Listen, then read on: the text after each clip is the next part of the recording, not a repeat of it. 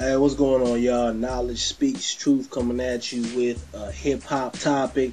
I told you I'm gonna be hitting y'all with some, original topics, some things that not discussed all the time, within the hip hop culture or just here on YouTube. And before I get into this topic, I want y'all to check out my other page, or actually two of my other pages. Check out Real Talk with Knowledge and check out Real Hip Hop TV. Both of those links will be in the description box. But today's topic is, a topic that, people always talk about and they say, what if? And the topic is, would hip hop really be different in today's time if Biggie and Tupac were still around? Now, you hear a lot of cats say, oh, if Biggie was around, these cats wouldn't be around like this rapping, or Tupac was around, the game would be different. And, in my personal opinion, I don't think the game would be different because, everybody didn't die. You still got a lot of legends out there. You got KRS-One, Chuck D, Nas is still out there. You got Lauryn Hill, even though she's not really, producing the type of music that she used to. You got MC Lyte, Jay-Z. There's still a lot of people out there that, back when hip-hop was really in its prime, I say from like 91 to about 96, when it was like hip-hop was at its best, all those people are still around. But what's happened is that music has changed. So a lot of those cats can't really adapt to the time. And, even though the time has become more, a figment of everybody's imagination, like, everybody's talking about cars and jewelry, it's like nobody wants to really live in reality. It's kind of like, even though I might be fucked up or broke, I want to act like I'm rich, and don't have any problems or anything like that. But, that's the way the game is now. And, me personally, I don't think those guys would really... I think their music will still be alive. It will still sell. Well, then I don't know. I think really I think Biggie's music will be sell. I think Tupac would have declined in sales because if you listen to a lot of his music, it was kind of real gangster. A lot of this stuff was very political and thought provoking. I think that as the game has changed now, it's like it's not really. I'm not gonna say marketable, but to the crossover fans, all that thug life, poetry and shit and political music is not really selling like that. But I think Biggie will still possibly be on top. I think he would be up there with like Jay-Z. I do think he would have changed the style up though.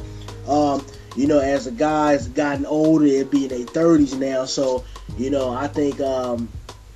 I think Tupac would have got away from, that whole thug life stuff, and just his whole attitude and that aggressive type of demeanor he had, like, he just wanted to blow up some shit all the time. I think he would have grew up from that and he would have became a little bit more conscious about not only his actions, but his music as a whole, because, we all listen, y'all that listen to Tupac out there, he kind of had a Dr. Jekyll and Mr. Hyde type of vibe and personality about it. So it's like one minute he wanted to be, on some gangster shit, fuck the police, fuck these bitches and shit, and the next minute, he wanted to talk about, black struggles and political issues and police brutality. So it's kind of like, that made him a great artist, but I think as he would have got older, he would have started changing. It would have been probably more about, black empowerment and and political things, but I don't necessarily think he might have been selling the way he did back in the 90s.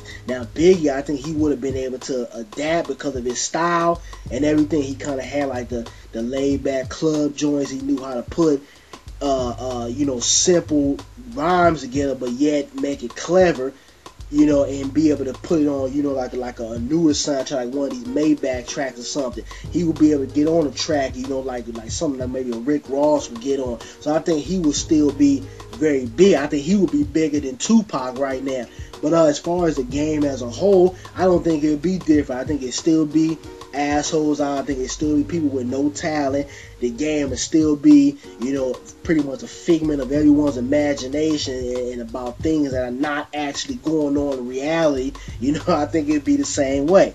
You look at cats like LL Cool J. That guy is consistently, moved with the times of hip hop. He came out in the 80s. He was dominant in the 80s. He was doing his thing in the 90s. 2000, he shaked off for a little bit, but he still was, going gold with his records. And I don't think LL Cool J gets a lot of the, respect he deserves and a lot of the acknowledgement for doing that, for able to stay in the game and stay potent and stay, relevant since the 80s, because that's very hard to do, because music consistently changes, especially hip-hop. Every 5 years we get a new sound, and we get, new artists that come on. It's kind of a new theme. You look back to 2005, it was kind of like everybody was on that bling bling shit, cars and all that, and it's still like that now, but now they're kind of just getting more to, okay, let's pump, street club music. Let's put that out there. Let's put something out for the ladies. That's kind of like the vibe going on right now. And then you go back to 07, 06, that's when everybody was dancing. Y'all remember that Soulja Boy and the Stanky Leg and MC, what is his name, DJ Unk, and all them little characters that was out. But y'all hear me up. Y'all let me know, what y'all feel. Do you think hip-hop will be different if those two guys are around? Or do you agree, like I said, that it wouldn't be different? It'd be the same jokers around. You just have two extra legends around. But that's it. Y'all comment, subscribe, check out my other two pages. I'm out, y'all. Peace.